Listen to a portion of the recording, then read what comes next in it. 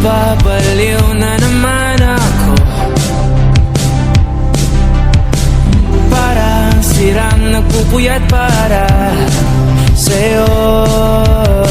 Di ko na nagawa ang project ko, pero yung sa'yo at sa kapatid mo ginagawa ko.